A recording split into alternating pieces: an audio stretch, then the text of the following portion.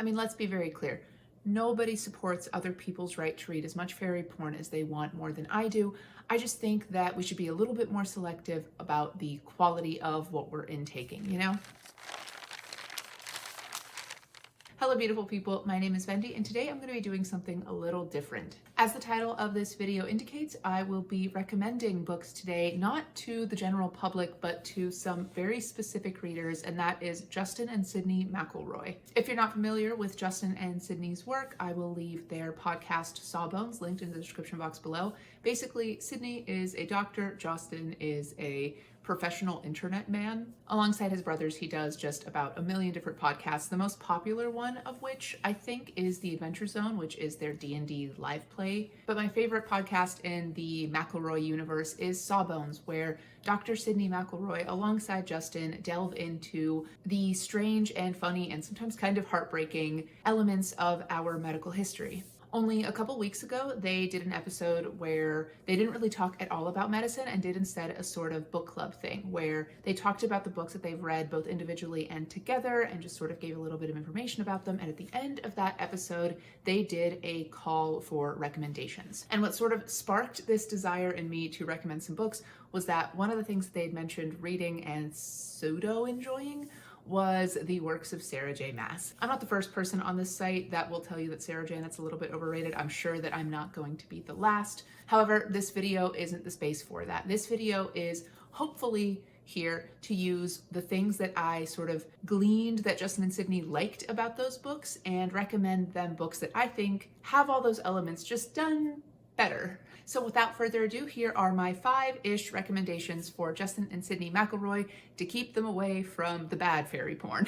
So there's a couple of categories that I wanted to make sure to hit with all these stories based on both the stuff that they had mentioned liking reading and also just some things that they have directly said. Both Justin and Sydnee seem to gravitate towards very human stories that follow closely a protagonist and are very emotionally moving. There can be an element of power fantasy to it, but the point is that the characters are voicey and very much the center of the story being told. If the story is going to be fantastical, it's got to be pretty easy on the world building. Not in the sense that the world has to be like basic and flimsy, but in the sense that there can't be sort of info dumps and just too much lore upfronted. The world needs to sort of reveal itself as it's necessary. They don't seem to be afraid of super long stories as long as they're pacey and readable. So compiling this list, I was trying to balance books that might be a little bit more dense but then have a shorter page count versus a thing that is perhaps a simpler story to get into, and then if that were the case, I'd let it be a little bit longer. And Sydnee in particular mentioned that she doesn't like a story to end. So that was a thing that I kept in mind for some of these as well.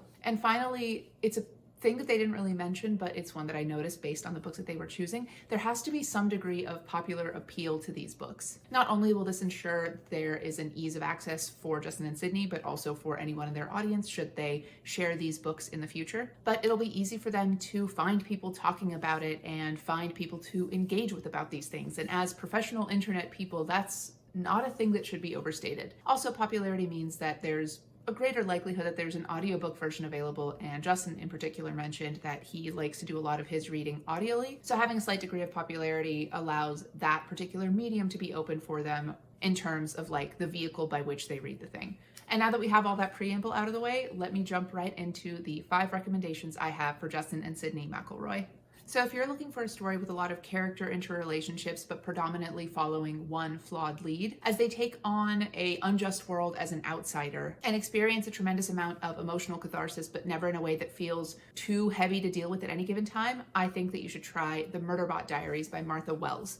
This series follows the eponymous murderbot, who is a construct made of cloned genetic material combined with cyborg bits that is rented out to clients by the company as a sort of insurance mechanism when they go out to do like space exploration type things. Murderbot and other security units like it are considered disposable cargo, except our protagonist is a little bit different because it managed to hack its own mainframe basically and turn off the governor module, which is the thing that the company can use to fry its brain if it ever goes rogue. In order to maintain this ruse and stay alive, Murderbot has to sort of go under the radar and pretend that it is still under control, but all that it really wants to do right now is watch its TV shows and have its little like anxious existential crises. And it's content doing this for a while until one crew of clients kind of gets under its skin and becomes very dear to it, and the story kind of goes from there. What I really adore about Murderbot is how easily Martha Wells is able to lead you to some sort of an emotional catharsis by exploring what it means to be human in a late-stage capitalist world. There's a lot of critique and commentary about the way that an unjust system does harm to people, whether or not it intends to, and often it does intend to, but underneath it all, there is this beautiful hope that can be found in the way that people take care of one another. In addition, each Murderbot book is quite short. The series is ongoing. I believe there's 5 or 6 of them out now, and most of those are novellas of about 150, 200 pages, so they read incredibly quickly. And because the series is ongoing, Sydnee, don't worry, the story doesn't have to end. We just get to keep following this little guy go on their little adventures and have their little friends and discover what it means for them to have personhood without necessarily being human. And I just think it's kind of amazing. Now, my second recommendation is a little more heavy on the world building, but there's no info dumping in it at all. It's perfect if you are looking for a pacey and readable fantasy story with all the high stakes and drama that come with having a godlike figure towards the center of the narrative. Though despite all of their interference, the story very much hinges on the experiences of one human protagonist. And that is The 100,000 Kingdoms, the first book in the Inheritance trilogy by N.K. Jemisin. This story is by far the most heavy on world building of all the recommendations I'll offer here today, but I hope that doesn't put you off too much because it's well worth it. The story follows Yeine, who is the granddaughter of the Emperor of the 100,000 Kingdoms. She is the ruler of a small northern tribe of peoples who is called into the sort of central city because her grandfather is dying, and she and several of her cousins are essentially in a competition to see who will be the next ruler of the empire at large. The empire is vast and it is sprawling, and the way that their family has managed to maintain control is by essentially shackling some literal gods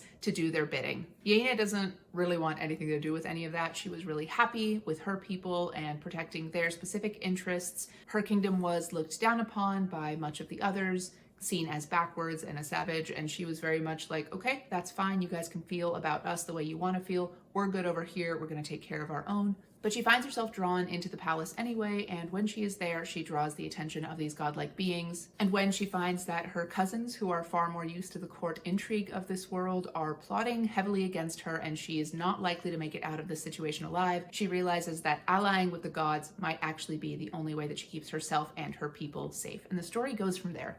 I said I wasn't going to talk much about the Sarah J. Maas of it all, but I really do want to contrast Yeine with Feyre as a protagonist, because though she is similarly an outsider to this great world, Yeine is a lot more likely to demonstrate her agency than Feyre is, in my opinion. Though she is pretty equally in over her head, she is far more likely to try, which I find makes for a far more engaging and dynamic story. And it also makes the obsession that these godlike beings have with her make a lot more sense to me in particular, because why would somebody care about somebody who's boring and doesn't do anything when they could be watching somebody who is complex and makes choices and makes mistakes, but at least those mistakes are far more interesting. Again, not here to yuck anybody's yum, but if you enjoyed Feyre and the whole A Court of Thorns in whatever universe, I really think that you'll find this story of a little bit more court intrigue far more interesting and engaging. My third recommendation is in case it's just romantasy as a genre that works for you. If you like the world building to not be the thing that's taking center stage and have the story of the romance be kind of the crux of everything that's going on, but you want things to be a little bit more robust, and even though the world doesn't have to be very punchy, it still needs to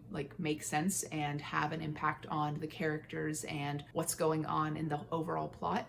In that case, I recommend The Savior's Champion by Jenna Moresi. The story is essentially what if The Bachelor was mashed up with Greco-Roman gladiatorial games. The story follows Tobias, a young man who enters the Savior's Tournament to win the hand of the Savior of Thesson. She is the magically powered ruler of the world of Thesson, where Tobias lives, and her power is passed down through her familial maternal line. Basically, every Savior has a daughter who, upon the original Savior's death, becomes the next Savior. And she basically keeps this nation thriving. She keeps the lands fertile, the water clean. If there's a resource, she's kind of at the heart of it. And now that the latest Savior has come of age, it is time to hold a tournament to find the man who is most likely to produce a strong Savior baby with her later on. Tobias isn't into the whole idea at first. He's very much into the idea of marrying for love. However, his sister is chronically ill, and even entering the Savior's Tournament allows the 20 nominees to have a little bit of money which will go a long way toward healing his sister. However, after he is chosen and once the tournament reveals itself to be a little deadlier than Tobias anticipated, he kind of becomes even more jaded and disgusted at the savior. And this tournament is more brutal than usual. If he wants to make it out alive, he needs to survive. And if he wants to survive, he needs to win. And that is complicated when he meets Layla, a serving girl who's around to heal up the champions when they get hurt, but in a way that's not fully deadly. And Tobias finds himself falling for her instead of the savior he's supposed to be competing for. The story is so fast, so pacey, full of great twists and turns. The romance is really sweet and full of just some of the best on-page consent that I've ever seen, which is something I find a little bit lacking, unfortunately, in a lot of romantasy. So it was really nice to see a guy who is still portrayed as like deeply masculine and strong and capable without having to make him like an alpha hole about it. My fourth recommendation is kind of a cheat because I'm recommending an author instead of a book, but it's if you just liked the spice of ACOTAR, if you enjoyed the steamier scenes and you want a super easy entry into the world because it turns out it's our world. It is a contemporary type novel. Then I recommend to you Emily Henry. In particular, I think I would recommend Emily Henry's latest release, Funny Story, just because that's the one being talked about right now. This story follows Daphne, a 30-something woman whose life has fallen apart after her fiance Peter dumps her right before their wedding. The long and short of it is that Peter's childhood best friend Petra, who he swore up and down to Daphne that nothing had happened with, that there were no feelings with, basically confesses her love to Peter during their bachelor party, and that is enough for Peter to get cold feet, dump Daphne, and get with Petra with a quickness. Daphne is left kind of devastated. She doesn't really have a friend group beyond the one that Peter had introduced her to. She's moved into his hometown, and she doesn't really have the money to move away again, and she finds herself kind of at a loss for what to do. Luckily, there is a vacancy. There's a room for her to move into. The only problem is that that room belongs to Miles, Petra's ex-boyfriend, who she dumped to be with Peter. So Daphne and Miles are sort of existing in this co-moping scenario when both of them get invitations to Peter and Petra's wedding coming up. And the two of them, in a fit of drunken, furious rage, say, hey, what if we go to that wedding and we pretend to be dating just to like really fuck with them, just to really throw them off? And they're like, okay, counterpoint. What if we fake dated in advance of that and we use that to try to get them jealous of one another again and get them to break up and come back to us? What neither Daphne nor Miles expected, though, was for the fake dating to turn a little bit more real. One laurel that I will put on Sarah J. Maas's head, despite the overwriting and etc., is that she really does kind of get at the heart of the flaws of a character. Her protagonists have a lot of internal growth that they need to do over the series that they exist. And this growth is crucial for them to eventually succeed their goals. And what I really liked about Funny Story was the way that both Miles and Daphne had a lot of growing to do as individuals before they could grow together into their relationship. There's a lot of humor there, and there's a lot of really organic growth and chemistry and joy building between the two of them, but each of them have been hurt pretty intensely right before this, and I think both of them need the space to grow and develop around that before they sort of bring all of their bullshit and dump it onto another partner's plate. And Emily Henry does a great job of balancing the romance arc with their individual character arcs, and I think that that is just so fun and would be a great addition to anybody's reading list.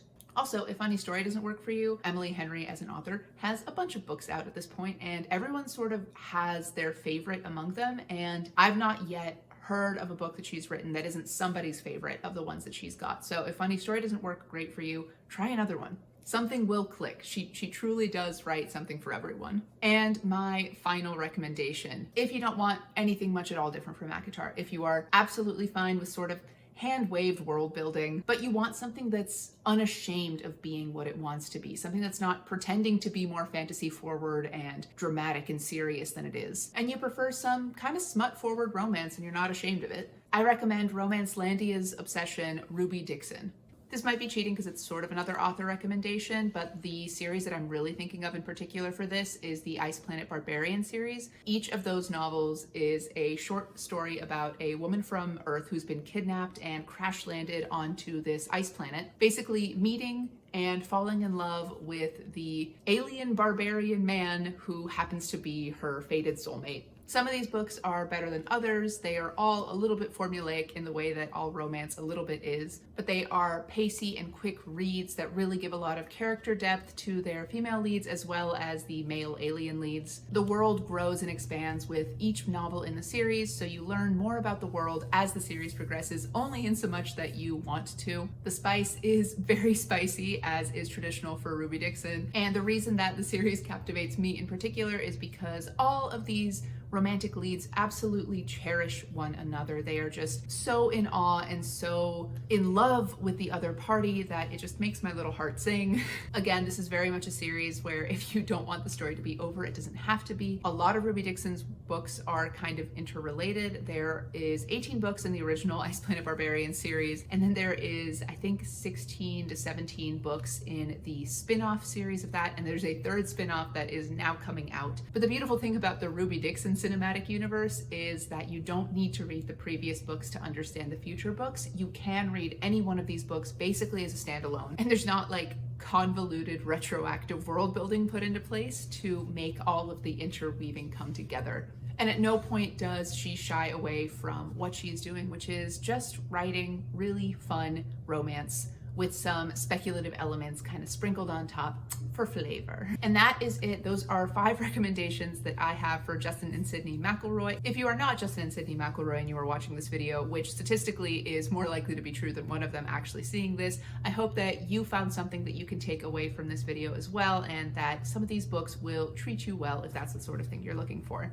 Otherwise, that is it for me. Thank you so much for watching this video. If you liked it, please leave it a thumbs up. And if you like me, maybe consider subscribing to my channel. I post videos every Thursday, and I'd love to have you join my little bookish family. Comment down below if you've read any of the books that I've mentioned here today, and let me know which one is your favorite. Or if leaving a full comment is too much, I totally get that. Go ahead and leave me a stethoscope emoji in honor of Dr. Sydnee McElroy. But that really is it for me. Thank you again so much for watching this video, and I will see you with the next one very soon.